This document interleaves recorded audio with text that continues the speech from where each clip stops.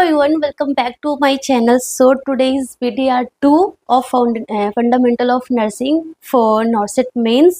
तो बहुत ज़्यादा जो इम्पोर्टेंट टॉपिक है वो हम फटाफट कवर करते हैं, फटाफट रिवीजन करते हैं. So start with this. So first हमारा वाइटल साइन. सो देखो वाइटल साइंस में सबसे ज़्यादा इंपॉर्टेंट क्या है कि वाइटल साइंस में कौन कौन से कॉम्पोनेंट्स एडेड है. ठीक है, सो सबको पता है TPR. TPR तो हमारा एडेड है ही है. TPR that is temperature, pulse and respiration. उसके अलावा BP. एंड अगर एग्जाम में आया कि फिफ्थ वाइटल साइन किसको बोलते हैं, so pain is the fifth vital sign. ठीक है, सो 5 कंपोनेंट्स आपको याद रखना है कि 5 components included under vital sign that is TPR, BP and pain. ठीक है, pain is also included. So ये आपको पता करना है.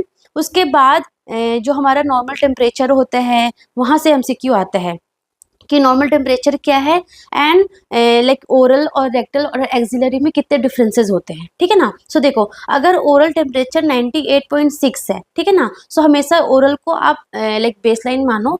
जो हमारा रेक्टल और टिम्पैनिक होता है ना, रेक्टल टेम्परेचर और टिम्पैनिक टेम्परेचर वो हमेशा 0.5 डिग्री हायर होता है than oral temperature. And axillary कितना होता है, 0.5 डिग्री कम होता है. ठीक है, सो ये 3 चीज़ें आपको याद रखनी है. Oral temperature, rectal temperature and tympanic. Rectal और टिम्पैनिक टेम्परेचर जो है वो 0.5 डिग्री हायर होता है than oral temperature. And axillary temperature जो कि सरफेस का टेम्परेचर बताता है वो हमारा 0.5 डिग्री कम होता है देन ओरल टेम्परेचर. ठीक है ना. सो सबसे ज़्यादा रेक्टल का होगा, रेक्टम का, देन ओरल का होगा, देन एक्सिलरी का होगा. एक्सिलरी जो है वो सरफेस टेम्परेचर बताता है. एंड मोस्ट रिलायबल जो होता है ना दैट इज द रेक्टम वाला टेम्परेचर होता है. ठीक है ना, ये हो गया हमारा. ठीक है ना. सो मोस्ट रिलायबल और कोर बॉडी टेम्परेचर बोले तो रेक्टम का होता है. ठीक है ना. अगर पोजीशन बोले कि हमें रेक्टल टेम्परेचर लेना है तो हमें कैसे पोजीशन देना है, तो हम सिम्स पोजीशन देंगे या फिर लेफ्ट लेटरल पोजीशन देंगे. और हमें थर्मामीटर को पहले लुब्रिकेट करना होता है एंड देन इंसर्ट करना होता है. कितना इंसर्ट करते हैं, 1.5 inch in adult and 0.5 inch in child. ठीक है ना. सो ये इंपॉर्टेंट है. एंड सेकेंड इंपॉर्टेंट थिंग कि अगर पेशेंट कार्डियक पेशेंट हो या फिर कुछ रेक्टल सर्जरी हो तो रेक्टल टेम्परेचर क्या होता है, कॉन्ट्रा इंडिकेटेड होती है. ठीक है ना. क्योंकि कार्डियक पेशेंट में क्या हो सकता है कि वेगस नर्व स्टिमुलेट हो सकता है, तो लाइक ब्रेडिकार्डिया, हाइपोटेंशन वगैरह हो सकता है. ठीक है ना. और लाइक अगर डायरिया हो या फिर फीकल इन्फेक्शन हो, है ना, रेक्टल ब्लीडिंग हो रही हो या फिर patient who are at risk for bleeding, है ना, जिसके ब्लीडिंग का रिस्क हो, तो in that cases rectal temperature क्या होता है, कॉन्ट्रा इंडिकेटेड होता है. एंड नॉर्मल रेक्टल टेम्परेचर कितना होता है, 99.6 degree Fahrenheit is normal rectal temperature. ठीक है ना. सो इतना आपको याद रखना है. उसके कॉम्पोनेंट्स ओरल, रेक्टल, एक्सिलरी और हमारा रेक्टल टेम्परेचर के बारे में कुछ चीज़ें. ठीक है ना. उसके बाद हमारा है क्या बोलते हैं ये वाला टिम्पैनिक मेम्ब्रेन से. टिम्पैनिक मेम्ब्रेन से क्या क्वेश्चन आता है कि टिम्पैनिक मेम्ब्रेन का टेम्परेचर कितना होता है, 99.6 डिग्री होता है नॉर्मल फ़ारेनहाइट. ठीक है ना. सबसे इंपॉर्टेंट है कि अगर children less than 3 years of age होगा, चिल्ड्रन अगर less than 3 years of age होगा, ये आ रखा है इस तरीके का MCQ. चिल्ड्रन अगर less than 3 years of age होगा तो हम जब रेक्टल टिम्पैनिक टेम्परेचर लेंगे तो जो पिन्नक को डाउनवर्ड और बैकवर्ड पुल करेंगे. ठीक है ना. पिन्नक को हम डाउनवर्ड एंड बैकवर्ड पुल करेंगे. बट अगर चिल्ड्रन मोर देन 3 ईयर्स हो एंड एडल्ट में कैसे करेंगे, upward, opposite, like downward and backward कर रहे थे ना, यहाँ पे अपवर्ड एंड बैकवर्ड करेंगे. ठीक है ना. सो ये इंपॉर्टेंट पॉइंट्स आपको याद रखना है. आई थिंक आपको याद होगा. ठीक है ना. ये इंपॉर्टेंट चीज़ आपको अच्छे से याद रखना है. Taking temperature from the tympanic membrane, कैसे पिन्नक को होल्ड करना है. ठीक है ना. उसके बाद ये कुछ इमेजेस होता है. This is the like clinical, ये हमारा थर्मामीटर है, ये हमारा डिजिटल थर्मामीटर है. ठीक है ना. उसके बाद ये वाला यहाँ से भी लाइक एक बार MCQ आ रखा है कि उन्होंने फ़ारेनहाइट में दे दिया था एंड पूछा था कि सेल्सियस में ये कितना आएगा. सो फ़ारेनहाइट टू सेल्सियस में कन्वर्ट करने का फॉर्मूला एक बार याद कर लो कि फ़ारेनहाइट -32 इंटू में 5/9, तो हमारा डिग्री सेल्सियस में आ जाएगा. एंड उसका ऑपोजिट है कि अगर सेल्सियस से फ़ारेनहाइट में कन्वर्ट करना होगा तो C सेल्सियस इंटू में 9/5 प्लस 32, देखो ऑपोजिट है, इसमें क्या है फ़ारेनहाइट से 32 माइनस कर रहे हैं, फ़ारेनहाइट माइनस 32 इंटू में 5/9, यहाँ पे क्या हो गया सेल्सियस इंटू में 9/5 प्लस 32, ठीक है ना। सो ये दोनों फॉर्मूला आपको अच्छे से याद करना है, ठीक है ना। एंड ये हमारा इंफ्रारेड थर्मामीटर है जो बेसिकली आपने कोविड के टाइम अच्छे से देखा होगा। एंड ये भी हमारा थर्मामीटर, ये आ रखा था एक बार एग्जाम में, इसको बोलते हैं प्लास्टिक स्ट्रिप थर्मामीटर, है ना। ये फोरहेड पे लगाते तो कलर चेंजेस आता है, फिर पता चल जाता है कि इतना टेम्परेचर है।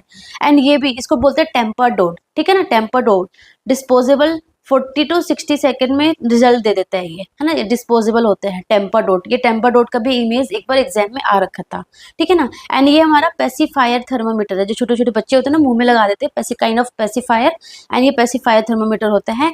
एंड ये भी हमारा टेम्परेचर प्रोब है, जो हमारे मॉनिटर होते हैं ना, कार्डियक मॉनिटर होता है जो वार्ड्स में और आईसीयू में लगे होते हैं, तो वहाँ पे एक कोड होता है ना, ये आपको दिख रहा है, ये ब्लैक कलर का दिखा दे और ये ऐसे कोड लगाओ तो इसको टेम्परेचर प्रोब बोलते हैं, है ना, टेम्परेचर प्रोब। ये लाइक ये चेस्ट पे लगाते हैं एंड ये एक्यूरेट लाइक टेम्परेचर उस मॉनिटर में शो करता रहता है कंटिन्यूअसली, ठीक है ना। सो ये आपको कुछ चीज़ें याद करनी है, ठीक है।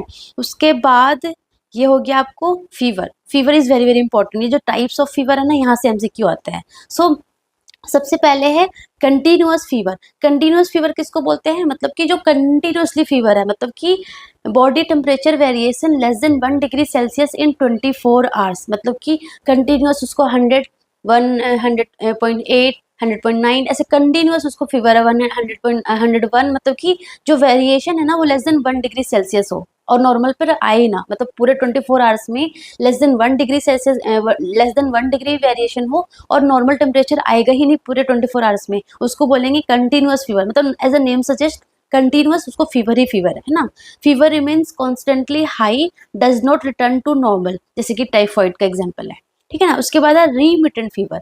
रीमिटेंट फीवर में मतलब कि body temperature variation more than 1 degree Celsius never touch normal, है ना। रीमिटेंट में क्या होगा कि कंटिन्यूस में क्या हो रहा था कि जो फीवर जो है वो कंटिन्यूसली हाई रहेगा, जो वेरिएशन है वो लेस देन 1 डिग्री सेल्सियस नहीं होगा, ठीक है। बट रीमिटेंट में क्या होगा कि वेरिएशन होगा, like more than 1 degree Celsius variation तो होगा, बट नॉर्मल पे कभी नहीं आएगा, है ना।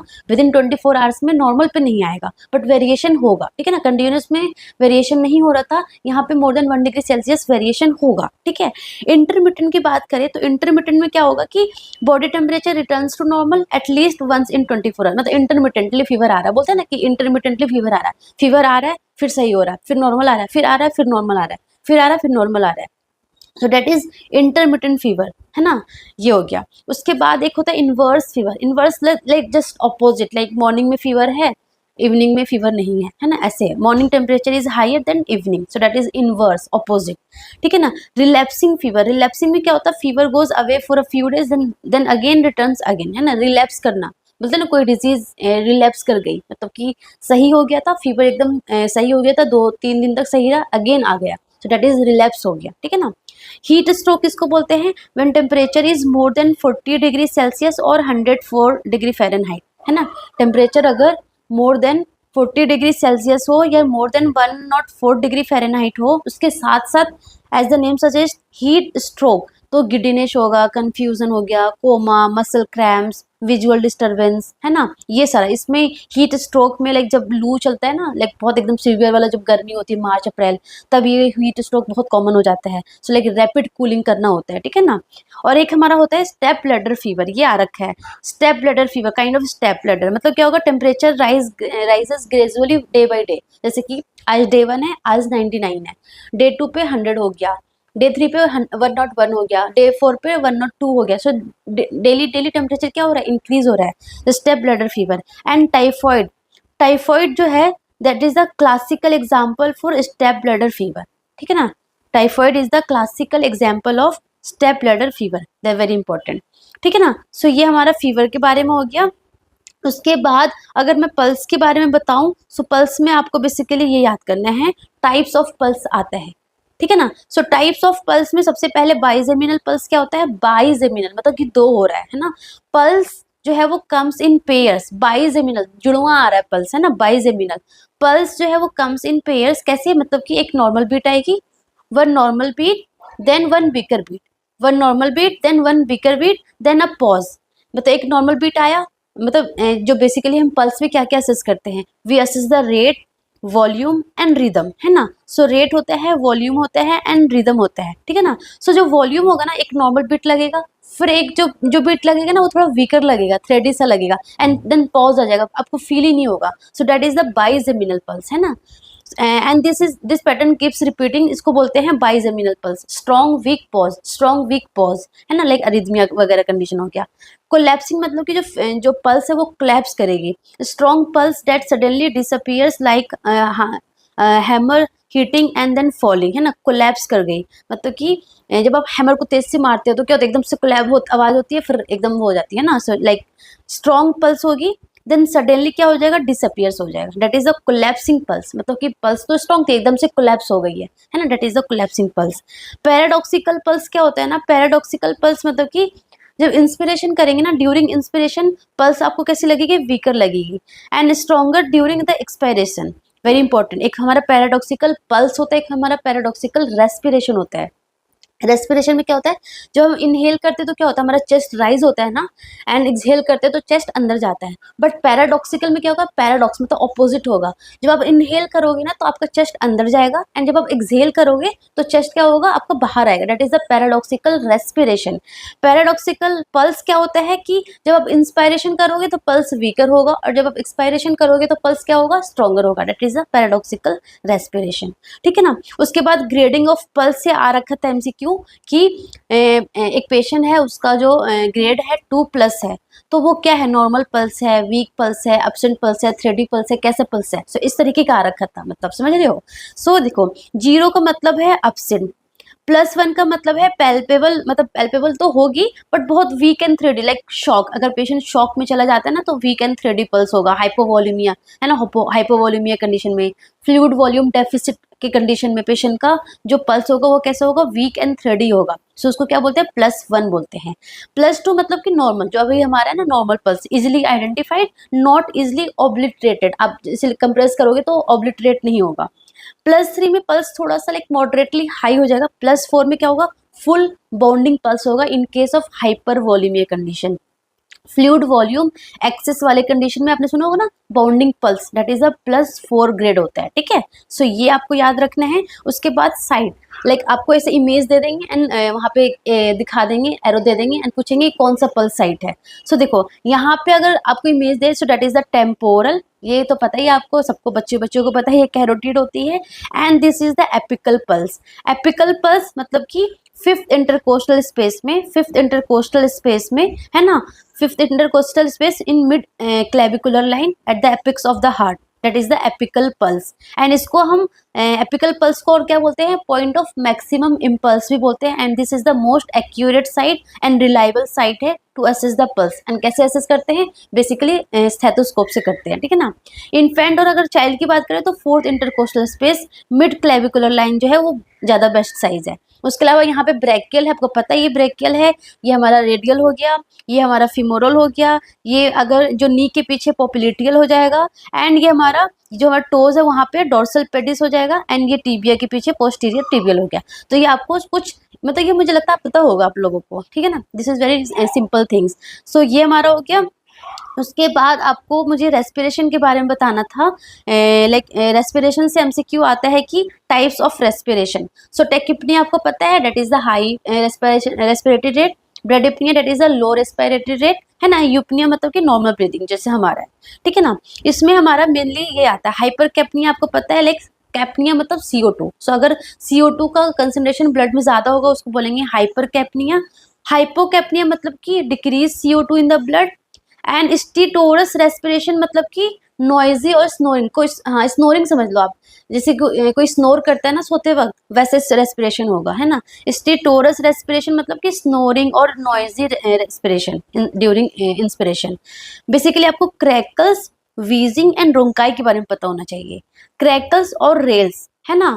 क्रैकल्स कब हमें मिलता है, जब अगर हमारे जो एयरवेज है ना, जो एयरवेज में अगर फ्लूइड भरा हो, फ्लूइड हो तो क्रैकल्स आपको देगा, है ना, क्रैकल्स आपको ऑस्कल्टेट होगा। जैसे कि फ्लूइड वॉल्यूम एक्सिस वाले कंडीशन में भी आपको जब ऑस्कल्टेट करोगे ना तो आपको क्रैकल्स मिलेगा। सो लाइक पॉपिंग और क्रैकलिंग साउंड होगा ड्यूरिंग इंस्पिरेशन, जब आप ऑस्कल्टेट करोगे ना स्टेथोस्कोप से, जब पेशेंट इंस्पायर करेगा ना तो आपको पॉपिंग क्रैकलिंग से साउंड आएगा, क्योंकि पानी है ना तो इसलिए आपको क्रैकलिंग पॉपिंग सा लगेगा। जैसे कि पल्मोनरी एडिमा हो गया, हार्ट फेलियर हो गया, फ्लूइड वॉल्यूम एक्सेस कंडीशन हो गया इन दैट कंडीशन, ठीक है ना। उसके बाद wheezing, wheezing like kind of musical sound, wheezing है ना म्यूजिकल साउंड है, high pitch musical sound during exhalation, है ना, बिकॉज ऑफ द जो हमारा एयरवे है ना वो नैरो हो गया, लाइक इन अस्थमा हो गया, है ना, अस्थमा हो गया, सीओपीडी हो गया, वेरी इंपॉर्टेंट, ये बहुत बार एग्जाम में आ रखा है कि वीजिंग का पेशेंट है तो कौन सा कंडीशन हो सकता है। सो अस्थमा में, सीओपीडी में बेसिकली वीजिंग साउंड होता है, म्यूजिकल टाइप ऑफ साउंड मिलेगा आपको because of the narrow Airways, क्योंकि सीओपीडी और अस्थमा में क्या होता है, एयरवे क्या हो जाता है, नैरो हो जाता है। रोंकाई की बात करें तो रोंकाई क्या है, लो पिच्ड है, वीजिंग क्या था, हाई पिच है, रोंकाई क्या है, low pitch snoring kind of gargling from larger airway due to the mucus की वजह से, जैसे कि ब्रोंकाइटिस की वजह से हो गया, है ना, दैट इज द रोंकाई हो गया। ये आता है एग्जाम में, है ना, डायरेक्टली नहीं पूछेंगे व्हाट इज क्रैकल्स, वो जस्ट कंडीशन दे देंगे, है ना, कि ऐसा लाइक क्रैकल साउंड हो रहा है तो क्या कंडीशन हो सकता है, कुछ इस तरीके से घुमा फिरा के पूछ लेते हैं, ठीक है ना। सो आपको पता होना चाहिए। उसके बाद तीन है, एक है हमारा चीनी स्टोक्स रेस्पिरेशन, एक हमारा है कुछ स्मॉल रेस्पिरेशन, एक हमारा है बायोट्स रेस्पिरेशन। चीनी स्टोक्स रेस्पिरेशन क्या है, चीनी स्टोक्स रेस्पिरेशन और एक हमारा बायोट्स रेस्पिरेशन, दोनों हम एक साथ समझते हैं। चीनी स्ट्रोक्स रेस्पिरेशन क्या है, या काइनी जो भी बोल लो आप, उसमें क्या होता है, breathing gradually gets deeper and deeper, breathing क्या होगा, deeper deeper deeper deeper deeper जाएगा, स्लोली होते होते एक पॉज आ जाएगा, ठीक है ना, मतलब पीरियड ऑफ अपनिया आ जाएगा, मतलब कि नो ब्रीथिंग, है ना, deeper deeper deeper deeper deeper and slowing होगा, देन एक पीरियड क्या आएगा, अपनिया आएगा, देन अगेन ये साइकिल स्टार्ट हो जाएगा, दैट इज नोन एज चीनी स्ट्रोक्स रेस्पिरेशन, ठीक है ना, लाइक हमारा स्ट्रोक्स या फिर हार्ट फेलियर में देखने को ये मिलता है, ठीक है ना। बट बायोट्स रेस्पिरेशन में क्या होगा, बायोट्स में भी यही होगा कि लाइक ऐसे होगा, देन पीरियड ऑफ अपनिया आएगा, देन फिर होगा, बट ये इरेगुलर होगा। इसमें क्या होता है, पहले डीपर डीपर डीपर डीपर जाएगा, डीपर एंड स्लोवर होते होते फिर होगा ना, इसमें इरेगुलर होगा, कभी भी हाई लो, कभी भी देन पीरियड ऑफ अपनिया आ जाएगा, that is the Biot's respiration, irregular breathing with sudden apnea, that is the Biot's respiration, ठीक है ना। बट कुछ स्मॉल रेस्पिरेशन क्या होता है ना, कुछ स्मॉल आपको पता होगा, लाइक एसिडोसिस कंडीशन में होता है, मेटाबॉलिक एसिडोसिस होता है ना, जो पेशेंट DKA के होते हैं, डायबिटिक कीटो एसिडोसिस के, उनमें हमें कुछ स्मॉल्स रेस्पिरेशन देखने को मिलता है, या फिर कोई पेशेंट को एसिडोसिस डेवलप होने लगता है तो कुछ स्मॉल्स रेस्पिरेशन देखने को मिलता है। इसमें क्या होता है ना कि डीप एंड रैपिड ब्रीदिंग होगा, लाइक लेबर ब्रीदिंग, पेशेंट बहुत एकदम बहुत ज़्यादा लाइक पावरफुल लेबर ब्रीदिंग कर रहा हो, है ना, बहुत लाइक बहुत क्या बोलते हैं, काइंड ऑफ थका हुआ हो, है ना, ऐसा होता है, deep and rapid levered breathing, उसको बोलते हैं कुछ स्मॉल्स रेस्पिरेशन, मतलब कि वो पेशेंट जो है वो चाह रहा है कि CO2 को वो किसी ना किसी तरीके से बाहर निकाले, है ना, क्योंकि एसिडोसिस कंडीशन हो रखा है ना, तो बॉडी में आपको पता है कि हमारे अंदर एक मैकेनिज्म होता है, तो वो मैकेनिज्म चाहेगी कि CO2 को बाहर निकालना है, तो लेवर्ड ब्रीदिंग होगा, दैट इज द कुछ स्मॉल्स रेस्पिरेशन, ठीक है ना। उसके बाद है हमारा, ये हो गया, ठीक है। उसके बाद BP के बारे में मुझे कुछ बताना था आपको, हाँ ये रहा, BP के बारे में मुझे ये आपको बताना था, फॉल्सली लो BP कब कब आता है एंड फॉल्सली हाई BP कब कब आता है। सो ये वाला MCQ प्रीलिम्स में भी आ रखा था। देखो अगर जो कफ है ना, BP जो कफ है, लाइक दिस BP कफ जो है ना, अगर BP कफ अगर टू वाइड होगा, बहुत चौड़ा होगा, या फिर बहुत टाइट कफ आपने बहुत टाइटली बांध दिया है, या फिर जो आर्म है वो above the level of heart होगा, या फिर यूजिंग क्रैक्ड एंड किंक्ड ट्यूबिंग बहुत किंक वगैरह हो रखी हो, या फिर मेनली ये 4 कंडीशन आप याद कर लो। इन कंडीशन में BP जो है वो फॉल्सली हाई लो होगा, क्या होगा, फॉल्सली लो होगा, क्योंकि वाइड कफ है, बहुत टाइट आपने बांध दिया है, या फिर आपका जो हाथ है जिससे आप BP ले रहे हो वो हार्ट के अबव है, या फिर using cracked and king tubing, तो आपको फॉल्सली लो BP देखने को मिलेगा। फॉल्सली हाई BP कब देखने को मिलता है, ऑपोजिट, अगर कफ नैरो होगा, कफ लूज होगा, है ना, आर्म जो है वो below the level of heart होगा, है ना, अनसपोर्टेड बैक में इंक्रीज, है ना, मेनली आप ये 3 कंडीशन बस याद कर लो। इन दैट कंडीशन क्या होता है, BP जो है फर्स्टली हाई दिखाता है, ठीक है ना। सो ये हो गया। उसके बाद हमारा, हाँ, मीन एट्रियल प्रेशर, 3 चीजें इसमें, एक तो आपको पल्स डेफिसिट किसको बोलते हैं, पल्स डेफिसिट बोलते हैं difference between the central apical pulse and peripheral pulse when counted simultaneously for full 1 minute, है ना। पल्स डेफिसिट बोलते हैं ना, पल्स डेफिसिट है तो हम एपिकल पल्स, अभी मैंने बताया ना, पॉइंट ऑफ मैक्सिमम इम्पल्स, है ना, जहाँ पे जिसको बोलते हैं apical pulse fifth intercostal space में, सो वो पल्स हम मेजर करेंगे एंड देन हम पेरिफेरल पल्स देखेंगे एंड अगर दोनों के बीच में डिफरेंस आएगा ना, that is the pulse deficit, and दोनों साइमल्टेनियसली करना होता है तो दो लोगों को, दो एग्जामिनर की नीड होती है, ठीक है। पल्स प्रेशर सबको पता है, it is simply systolic blood pressure minus diastolic blood pressure, that is the pulse pressure. Normal कितना होता है 40 mm ऑफ Hg, ठीक है। मीन एट्रियल प्रेशर का फॉर्मूला याद कर लो, ये कभी कभी निकालने के लिए आ जाता है। सो मीन एट्रियल प्रेशर कैसे निकालते हैं, diastolic blood pressure plus 1/3 of systolic blood pressure minus diastolic blood pressure, या फिर आप ऐसे याद कर लो, diastolic blood pressure plus 1/3 of pulse pressure, है ना, पल्स प्रेशर ही तो है ये, ठीक है। एंड नॉर्मल कितनी वैल्यू होती है 70 to 100 is the normal value. Less than 60 होगा तो क्या होगा, बॉडी को बेसिकली ब्रेन को इनफ ऑक्सीजन नहीं मिल रहा है, ठीक है। सो ये आपको याद करना है। उसके बाद हाँ, very very important, routes of drug administration में आपको ये एंगल पता होना चाहिए, इमेज बेस्ड में आ सकता है, ठीक है ना। सो दिस इज इंट्रामस्कुलर, सबको पता है, जो हम 90 डिग्री पे देते हैं दैट इज इंट्रामस्कुलर। सबक्यूटेनियस हम कैसे देते हैं, हम कहाँ देते हैं, सबक्यूटेनियस टिश्यूज में देते हैं एट 45 डिग्री पे, एंड इंट्रावीनस बेसिकली 20 डिग्री पे देते हैं, इनटू द वेन्स में देते हैं। इंट्राडर्मल 10 to 15 डिग्री पे देते हैं, इनटू द डर्मिस में देते हैं, ठीक है ना। इंट्रामस्कुलर की बात करें तो इंट्रामस्कुलर के 4 साइट होते हैं, दैट इज द डोर्सोग्लूटियल, वेंट्रोग्लूटियल, तो इमेज बेस्ड आ सकता है। सो दैट इज द डेल्टॉइड, है ना, एक्रोमियन प्रोसेस से जस्ट नीचे, टू फिंगर नीचे, दैट इज डेल्टॉइड हो गया। That second one is the ventrogluteal, है ना, वेंट्रोग्लूटियल होता है, एंड ये हमारा डोर्सोग्लूटियल होता है।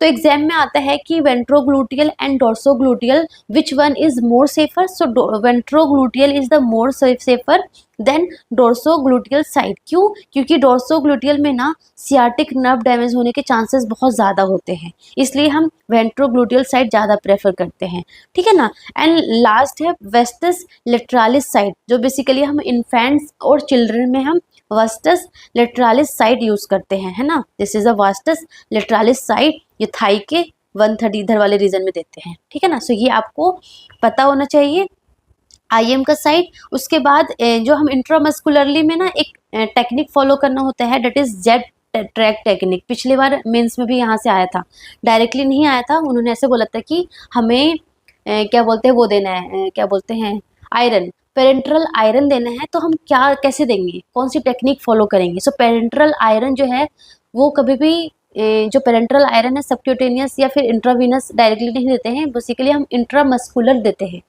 और हम जो हमारा आयरन है ना, वो हम उसमें जेट ट्रैक टेक्निक फॉलो करते हैं।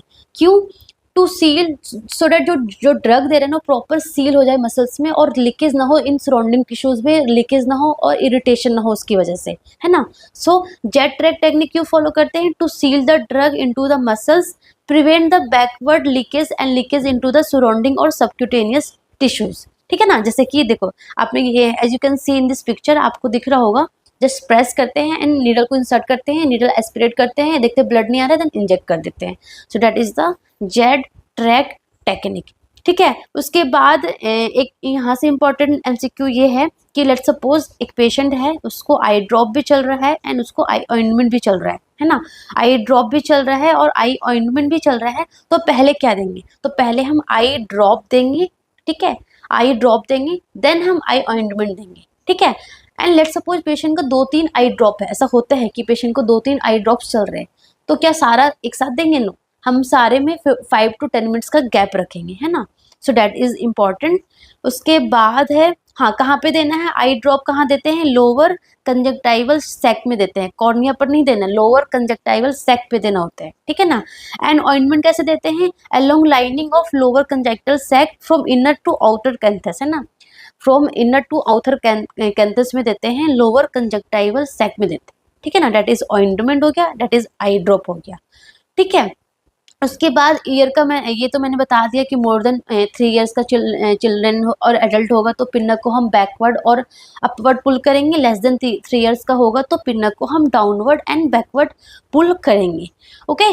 सो ये आपको समझ में आ गया। Then very very important, triage system. Triage से एक एमसीक्यू आता है और मेंस में लाइक थोड़ा सा लेंथी में वो पूछ सकते हैं कि पेशेंट ये है वो है, मतलब थोड़ा सा लंबा चौड़ा पूछ के फिर पूछ लेंगे इसको कहाँ पे रखेंगे, है ना। सो फर्स्ट हमारा ट्राइज में, ट्राइज सबको पता है, ट्राइज क्या है, ट्राइज इज अ सिस्टम। इसमें हम बेसिकली पेशेंट को क्लासीफाई करते हैं अकॉर्डिंग टू सिवियरिटी, है ना। अकॉर्डिंग टू सिवियरिटी हम पेशेंट को क्लासीफाई करते हैं सो डैट उसको राइट प्लेस पे, राइट जगह पे हम रख के राइट टाइम पे उसको ट्रीटमेंट दे सके, है ना। सो फर्स्ट हमारा है रेड। रेड को लाइक इमरजेंट भी बोलते हैं क्योंकि ये इमरजेंसी वाला कंडीशन है। उसको इमीडिएट बोलते हैं क्योंकि इमीडिएटली हमें इंटरवेंशन देने की ज़रूरत होती है। एंड इसको रिससिटेटिव फेस भी बोलते हैं क्योंकि इसमें पेशेंट को लाइक इंट्यूबेशन वगैरह करने की ज़रूरत भी पड़ सकती है, रिससिटेशन एकदम इमरजेंसी वाला कंडीशन करने की ज़रूरत पड़ सकती है। तो इसको रेड या फिर इमरजेंट और इमीडिएट और रिससिटेटिव फेस भी बोलते हैं, ठीक है ना। इसमें जो क्लाइंट आता है, इसमें जो पेशेंट आते हैं who requires first priority and have life threatening injuries, है ना। उसकी जो इंजरीज है, उसको जो कंडीशन है वो लाइफ थ्रेटनिंग है। अगर आपने नहीं किया ऑन द स्पॉट तो पेशेंट की जान जा सकती है। सो उस तरीके के पेशेंट को हम रेड में डालते हैं एंड फर्स्ट प्रायोरिटी देनी होती है, ठीक है ना। इमीडिएट इंटरवेंशन देना होता है, विद इन 5 to 15 मिनट्स में इंटरवेंशन देना ही देना होता है, with continuous evaluation in every 15 minute, है ना। सो लाइक सिंपल आपको ये याद रखना है कि आपको इमीडिएट इंटरवेंशन देना है, विद इन 5 to 15 मिनट्स में आपको इमीडिएट इंटरवेंशन देना है। तो बात आती है कि कौन कौन से पेशेंट होते हैं। सो लाइक कार्डिक अरेस्ट हो गया, मायोकार्डियल इन्फाक्शन हो गया, गन शॉट की इंजरी, मतलब किसी ने बंदूक चला दी उस पर, स्टैब इंजरी हो रखी हो, है ना। सेक्सुअल असॉल्ट वाले पेशेंट भी आते हैं। तो ये इंपॉर्टेंट है, ये याद करना। ये सारे तो पता होते हैं लोगों को, ये नहीं पता होता। रोड ट्रैफिक एक्सीडेंट वाले होते हैं, अस्थमा अटैक जो होता है ना, पैनिक अस्थमा अटैक जो आता है एकदम सीवियर वाला, वो सुसाइडल अटेम्प्ट वाले भी इसी में आते हैं। वेरी इंपॉर्टेंट है, याद रखना आपको। जो पॉइजनिंग वगैरह लेते हैं वो, हैंगिंग हो गया, है ना, जो मतलब कि जो सुसाइडल अटेम्प्ट करते हैं बाई हैंगिंग और या फिर कोई पॉइजन लेके, वो सारे इसमें आते हैं। Burn more than 20 total body surface area जिसका इंक्लूड है वो आएगा, और एक्टिव सीजर। सो ये सारे लोग कहाँ आते हैं, रेड वाले में आते हैं। उसके बाद सेकंड होता है हमारा येलो। येलो को बोलते हैं अर्जेंट वाले भी। अर्जेंट मतलब कि अर्जेंट बेसिस पे नीडेड है, इमीडिएटली, मतलब कि इमरजेंट नहीं है, अर्जेंट है, ठीक है ना, अर्जेंट है। तो अर्जेंट है तो आप मतलब वेट कर सकते हो, आप 20-30 मिनट्स तक वेट कर सकते हो, है ना। So should assess with in 30 minutes and continuous evaluation every 30 to 60 minutes. इसमें लाइक सिंपल फ्रैक्चर हो गया, अस्थमा विदाउट रिस्पिरेटरी डिस्ट्रेस, ज़्यादा रिस्पिरेटरी डिस्ट्रेस नहीं हो रखा, वो लोग हो गए।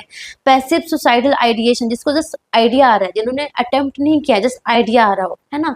एंड हेलुसिनेशन हो गया, है ना। ये सारे लोग इसमें आते हैं। कमिंग टू ग्रीन वाला, तो ग्रीन मतलब कि kind of safe zone, non urgent है ना, सेफ है। ग्रीन मतलब सेफ है। So assess within 60 minutes and evaluation 1 to 2 hours, मतलब आराम से देख सकते हैं उसको। लाइक माइनर लेसरेशन हो गया, स्प्रेन हो गया, फीवर हो गया, ब्रूजेस हो गए, तो ये सारे हमारे ग्रीन में आएगा, है ना। तो एग्जाम में ऐसे दे देगा और आपको बोलेगा कि उसको ऑर्डर में क्लासीफाई करो, कौन येलो में जाएगा, कौन ग्रीन में जाएगा, कौन रेड में जाएगा। तो आपको आना चाहिए ये चीज़, है ना। ब्लैक एक्सपेक्टेंट मतलब कि जो डेथ हो रखी है, जिसका सर्वाइवल का कोई चांस ही नहीं है, ना। No not benefit of intervention, वो लोग आएंगे। लाइक डेड हो गया या किसी का सर कटा हुआ है, वो लोग हमारे ब्लैक में आएंगे, ठीक है ना। सो ये हमारा ट्राइज था, ठीक है। ट्राइज के बाद एक इम्पॉर्टेंट चीज है, that is recovery position. Recovery position पिछली बार एग्जाम में आ रखा था, उन्होंने ये पोजीशन दिया था एंड पूछा था कि ये कौन सी पोजीशन है। So this is recovery position, है ना। मतलब क्या करते हैं, पेशेंट सीधा लेटा हुआ है, टिल्ट है हेड बैकवर्ड्स, हेड को पहले बैकवर्ड टिल्ट करते हैं। Ensure clear airway and strengthen the head and neck, ठीक है ना। Place arm at the side and put arm across chest with hand against cheek. उसके बाद हमें पेशेंट को करवट में कर देते हैं। Roll the person over towards you with knee at angle and ensure head is supported. So this is the recovery position, है ना। रिकवरी पोजीशन है ये, ठीक है। रिकवरी जैसे कि पेशेंट अरेस्ट में आया था, है ना, तो जब पेशेंट रिवाइव हो जाता है तो हम रिकवरी पोजीशन देते हैं ना। सो that is the recovery position, ठीक है ना। सो रिकवरी पोजीशन मैंने आपको बता दिया। उसके बाद दिस इज इम्पॉर्टेंट, देखो ये हमारा एयरवे मैनेजमेंट का वे है। First one is the jaw thrust manoeuvre and दूसरा हमारा है चिन लिफ्ट मैन्यूवर, है ना। ऐसे एग्जाम में आएगा कि एयरवे मैनेजमेंट का कौन कौन सा वो है, तो आपको पता होना चाहिए। First is the jaw thrust and second is the chin lift. Image भी पता होना चाहिए, इमेज से भी पूछ लेते हैं, ठीक है ना। बट अगर आपको एग्जाम में दे दिया कि पेशेंट है रोड ट्रैफिक एक्सीडेंट हो रखा है, या फिर बोले कि छत से नीचे गिर गया, या फिर बोल दे कि पेशेंट है ड्रॉनिंग है और डाइविंग एक्सीडेंट वगैरह हो रखा है। सो इन दैट केस कौन सा हम कैसे हम एयरवे पेशेंट को कैसे एयरवे मैनेज करेंगे, जॉ थ्रस्ट, चिन लिफ्ट, है ना, ऐसे बहुत सारे ऑप्शन दे रखे होंगे। तो आपको पता होना चाहिए कि अगर in case of cervical injury, अगर पेशेंट का सर्वाइकल इंजरी सस्पेक्टेड है, तो इन दैट केस आपको क्या करना है, you have to do a jaw thrust manoeuvre, not chin lift. क्योंकि चिन लिफ्ट में आप जो करोगे ना, तो ये जो मूवमेंट होगा इसका मूवमेंट हमें नहीं करना है एग्जाम में के सॉरी इसका मूवमेंट हमें उस टाइम नहीं करना है ना। तो हमें क्या करना होता है, जॉ थ्रस्ट मैन्यूवर करना होता है ना। So in case of cervical injury we have to do a jaw thrust manoeuvre. Jaw thrust तो ऐसे वो डायरेक्टली नहीं बोलेंगे कि पेशेंट सर्वाइकल इंजरी का सस्पेक्टेड है तो हम कौन सा एयरवे मैनेज कैसे करेंगे, ऐसे डायरेक्टली नहीं पूछते हैं। वो बोलेंगे पेशेंट को रोड ट्रैफिक एक्सीडेंट हो रखा है, या फिर पेशेंट ऊपर से नीचे गिर गया है, या फिर patient drowning and diving accident हो रखा है, ऐसे बोलेंगे। तो आपको पता होना चाहिए इन सारे केसेस में हमें क्या करना है, हमें जॉ थ्रस्ट मैन्यूवर करना है, ठीक है। सो ये हो गया हमारा। उसके बाद हमारा है ये वाला, दिस इज इम्पोर्टेंट, जीसीएस में वो लंबा चौड़ा आपको मेंस में ये आने के बहुत ज़्यादा चांसेस हैं। लंबा चौड़ा सा आपका वो दे देंगे, क्या बोलते हैं, स्टेटमेंट दे देंगे जिसको देखकर आप डर जाओगे, एंड फिर वो सिंपल सा पूछेंगे कि बताओ इसका जीसीएस क्या है, ठीक है ना। सो जीसीएस में आपको पता है कितने कंपोनेंट होते हैं, एक आई कंपोनेंट होता है, एक वी कंपोनेंट होता है, एक हमारा एम कंपोनेंट होता है। Eye component, verbal component and motor component, ठीक है। EVM 4, 5, 6 ये याद कर लो, ठीक है ना। सो E4 मतलब कि 4 इज द मैक्सिमम स्कोर। आई का 4 जो है मैक्सिमम है और 1 सबका मिनिमम है। वी का भी, वर्बल का भी 1 मिनिमम है, यहाँ पे 0 नहीं होता है। जीसीएस में ग्लासगो कोमा स्केल में 1 नहीं होता है, सॉरी 0 स्कोर नहीं होता है, 1 मिनिमम स्कोर माना जाता है। सो 4 मतलब कि पेशेंट, जैसे कि आप पेशेंट के पास गए एंड पेशेंट आईज ओपन कर लेगा, लाइक कैसे हो वगैरह पूछने लग जाएगा, मतलब स्पॉन्टेनियसली पेशेंट जो है वो आईज ओपन कर लेगा।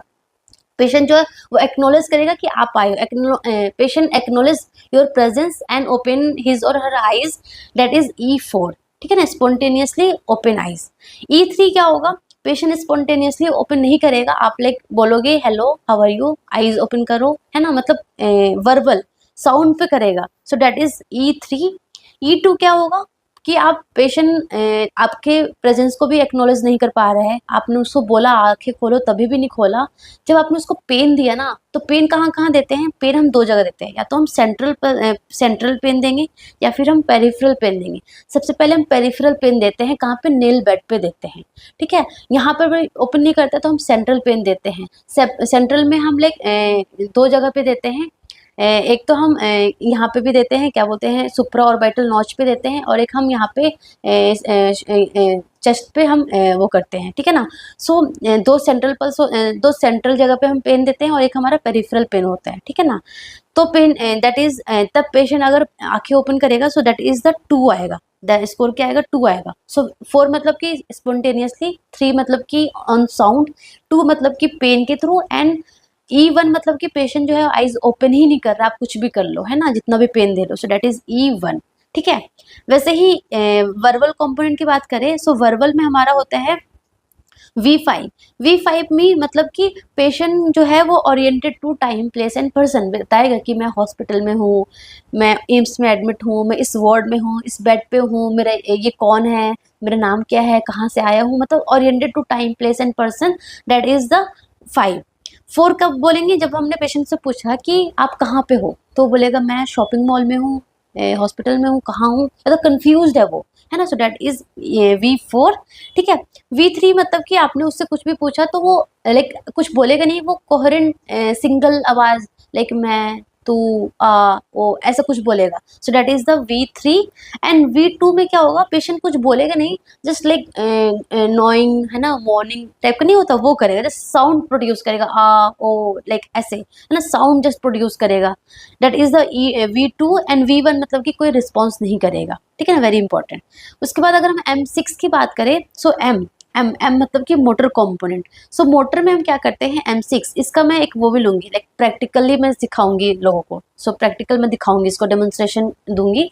सो ये मैं एक क्लास लूंगी फॉर 9 से 10 एस्पिरेंट्स के लिए, ठीक है। सो M6 में क्या होगा कि आप ओवेज द कमांड्स, आप पेशेंट को बोलोगे अपना हाथ उठाओ, जी बाहर निकालो, ठीक है, ये हाथ से यहाँ करो, ये मतलब ओवेज द कमांड, पेशेंट अपना सारा कमांड्स फॉलो करेगा, दैट इज M6।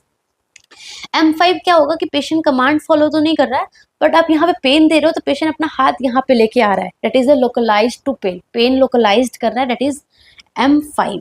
ठीक है। M4 में क्या होगा कि पेशेंट जो है ना, वो आपने जो पेन दिया यहाँ पे वो लोकलाइज नहीं करेगा, जस्ट वो यहाँ तक लाके हाथ मतलब हटाना चाहेगा, यहाँ तक नहीं ला पाएगा, जस्ट हटाना मतलब विड्रॉ करना चाहेगा, है ना, विड्रॉ करने की कोशिश करेगा, that is the M4। M3 में क्या होगा कि एबनॉर्मल फ्लेक्शन होगा, जिसको डिकॉर्टिकेट भी बोलते हैं, this is this one, decorticate abnormal flexion, आप पेन दे रहे हो, पेशेंट जो है वो मतलब एबनॉर्मल फ्लेक्शन होगा, एबनॉर्मल फ्लेक्शन होगा, है ना, प्रॉपर फ्लेक्शन नहीं होगा, एबनॉर्मल फ्लेक्शन होगा, so that is the decorticate. And M2 में क्या होगा, एबनॉर्मल एक्सटेंशन होगा, आप पेन दे रहे हो, पेशेंट ऐसे करेगा, है ना, एबनॉर्मल एक्सटेंशन होगा, that is decerebrate, this one decerebrate होगा, है ना। सो ये हो गया हमारा M2 and M1 is the no response, ठीक है ना। सो यहाँ से GCS से एक आता है, एंड अगर वो GCS मिनिमम स्कोर कितना होगा 3, 1 1 1 3, मैक्सिमम कितना होगा 4 5 6, कितना होता है 6 5 11 एंड 4 15, तो मैक्सिमम स्कोर कितना हो गया 15, मिनिमम 11 मैक्सिमम 15, ठीक है, ये याद कर लो आप। ठीक है, अगर पेशेंट का लेस देन 8 आ रहा है मतलब कि पेशेंट जो है वो कोमा स्टेज में है, ठीक है ना, डीप कॉन्शियस है। सो ये है।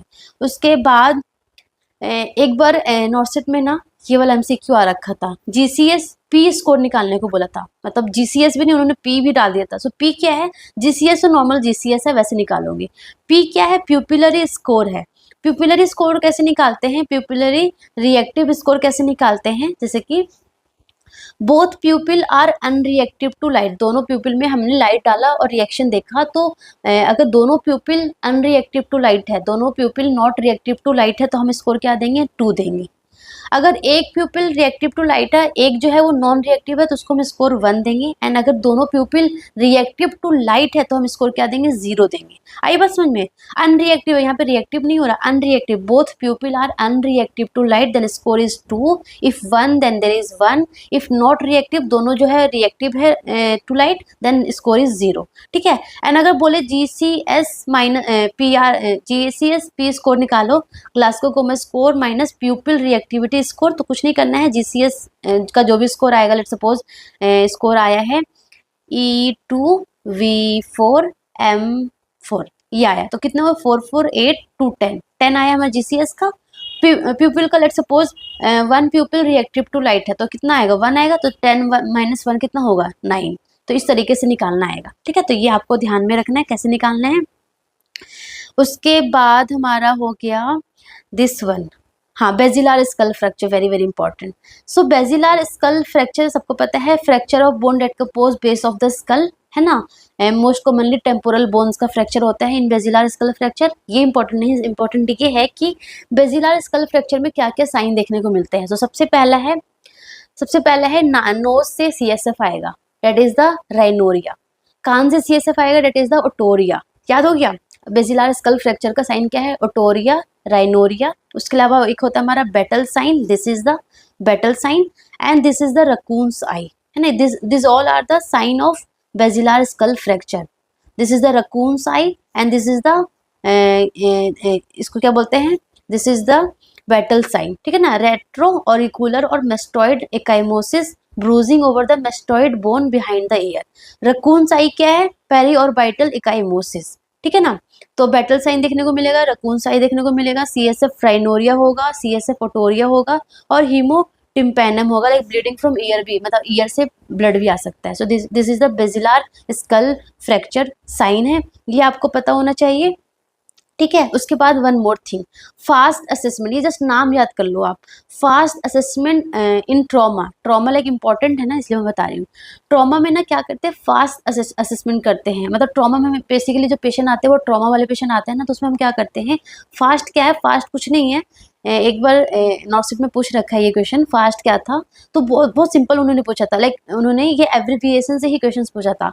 फास्ट क्या है, it is the focused assessment with sonography in trauma, focus assessment with sonography मतलब अल्ट्रासाउंड करते हैं during trauma, and it is a fast assessment, मतलब कि इट इज़ अल्ट्रासाउंड प्रोटोकॉल है कि ये पार्ट का अल्ट्रासाउंड करना है to develop to assess the hemiperitoneum और हेमीपेरिकार्डियम में कोई ब्लड वगैरह तो नहीं हो रहा, क्योंकि क्या होता है ना ट्रॉमा में इंटरनली ब्लीडिंग होने लग जाता है। इंटरनली देखो बाहर अगर ब्लीडिंग, यहाँ पे लेट सपोज यहाँ पे कुछ चोट लगी है मुझे, यहाँ से ब्लीडिंग होगा मुझे दिखेगा एंड यहाँ पे लाइक मैं कंप्रेस कर सकती हूँ, यहाँ पे प्रॉपर ट्रीटमेंट हो जाएगा। बट अगर इंटरनली ब्लीडिंग होता है पता भी नहीं चलता और पेशेंट शॉक में चला जाता है, तो हमें समझ में नहीं आता कि ब्लीडिंग हो कहाँ से रहा है, कहाँ पे पेशेंट का ब्लड लाइक वॉल्यूम कम कहाँ से हो रहा है। सो दैट इज द लाइक अगर हेमीपेरिटोनियम जो हमारा पेरिटोनियम है ना बहुत ज़्यादा अमाउंट ऑफ ब्लड ले सकता है ना, और हेमीपेरिकार्डियम भी। तो इसीलिए इन ट्रॉमा में हम फास्ट असेसमेंट करते हैं, लाइक अल्ट्रासाउंड प्रोटोकॉल है जहाँ की हम हेमीपेरिटोनियम और हेमीपेरिकार्डियम बेसिकली असेस करते हैं ना। तो 6 व्यूज होते हैं, इतना याद नहीं करना आपको। पेरिकार्डियम में right upper quadrant, left upper quadrant, suprapubic area, left anterior thoracic, right anterior thoracic करते हैं, ये इतना याद नहीं करना, जस्ट ये याद करना आपको। फास्ट असेसमेंट इन ट्रॉमा में बेसिकली अल्ट्रासाउंड प्रोटोकॉल है जो कि हेमीपेरिकार्डियम और हेमीपेरिटोनियम में असेस करते हैं, ठीक है। बस ये आपको इतना याद करना है, ठीक है। सो ये हो गया। उसके बाद one very very important thing मुझे ये आपको बताना था, ह्यूमलिच मैन्यूवर, ये आ रखा है बार बार, ठीक है। सो एयरवे मैनेजमेंट का तो मैंने बता ही दिया आपको, jaw thrust, head tilt and chin lift, ये हो गया, ठीक है। ये वाला कि फॉरेन बॉडी एयरवे ऑब्स्ट्रक्शन, अगर कुछ फॉरेन बॉडी अगर ऑब्स्ट्रक्ट होती है, तो अगर इन्फेंट है लेस देन 1 ईयर का है, तो आपको पता है क्या करते हैं, 5 बैक फ्लो देते हैं एंड 5 चेस्ट थ्रस्ट देते हैं, ये आ रखा है एमसीक्यू एग्जाम में। अगर इन्फेंट है कुछ ऑब्स्ट्रक्ट हो गया, लाइक बच्चे तो कुछ कॉइन्स वगैरह कुछ भी डाल लेते हैं ना, तो ऑब्स्ट्रक्ट हो गया, तो क्या करोगे आप, you have to support your baby on the arm, ठीक है ना, support baby's neck with 1 arm, position baby face down, opposite करना, प्रोन पोजिशन में करना बेबी को, एंड 5 बैक थ्रस्ट देना है, 5 बैक थ्रस्ट देना है, ठीक है ना। एंड फिर बेबी को टर्न करना है एंड क्या देना है, 5 चेस्ट थ्रस्ट देना है विथ 2 to 3 फिंगर से, कंप्रेस अबाउट 1 इंच डीप तक आपको वो करना है ना। तो 5 back thrust and 5 chest compression देना है, that is the Heimlich manoeuvre for babies और इन्फेंट्स, ठीक है ना। ये हो गया, एंड जब तक कि वो बाहर ना आए तब तक आपको बार बार रिपीट करना है। ये तो हमारा लेस देन 1 ईयर्स का हो गया, but like more than 1 year और जो हमारे बच्चे होते हैं, लाइक चिल्ड्रन हो गया, एडल्ट हो गया, उसमें हम क्या करते हैं, उसमें हम ये वाला मैनुअल फॉलो करते हैं, ठीक है ना। लाइक सबसे पहले तो जो चिल्ड्रन है जो बोल सकते हैं, जो बता सकते हैं, जैसे एडल्ट है जो बता सकते हैं, उनसे हम पूछेंगे कि लाइक कुछ आपके मुंह में है, आप कुछ बोलने की कोशिश करो, तो बट अगर वो कुछ बोल नहीं पाएगा, बोलेंगे कफ करने की कोशिश करो, कफ नहीं कर पाएगा, can't able to speak, can't able to cough, patient conscious होगा, है ना। सो उसमें हम ये मैनूवर करेंगे, क्या कैसे करेंगे, सबसे पहले put the thumb side of your first slightly above the person's belly button, just belly button के पास हैंड को वो करना है और ऐसे पुश करना है ना। Hold your fist tight with your other hand and push up, है ना। Quickly thrust upward and inward, this word is important, कैसे करना है, upward and inward into the person's belly, है ना। सो ये आपको करना है, सेवरल टाइम रिपीट करना है, this is the Heimlich manoeuvre. ये एग्जाम में ये मतलब इमेज दिखाते हैं एंड पूछते हैं what is this, so this is the management for foreign body airway obstruction and इसका नाम क्या है, ह्यूमलिच मैन्यूवर, ठीक है। So that's all about today, hope so आप लोग अच्छे से पढ़ रहे होंगे। बस आपको यही करना है, जो भी आपने पढ़ रखा है उसको बस रिवाइज करो और बहुत सारे एमसीक्यू करो, लाइक मौसबी तो कर लो क्योंकि मौसबी बहुत बेस्ट है, मौसबी से करके जाओगे तो बहुत आप इजीली एग्जाम कर लोगे, क्योंकि उस तरीके का ही एमसीक्यू बेसिकली आता है। कुछ डायरेक्ट भी आते हैं, कुछ लोगों का ये डाउट है कि क्या सारा का सारा मौसबी से आता है, लाइक सारा सिनेरियो बेस्ड प्रायोरिटी बेस्ड आता है, तो नो, कुछ क्वेश्चंस डायरेक्टली भी आते हैं, सारे के सारे प्रायोरिटी या सारे के सारे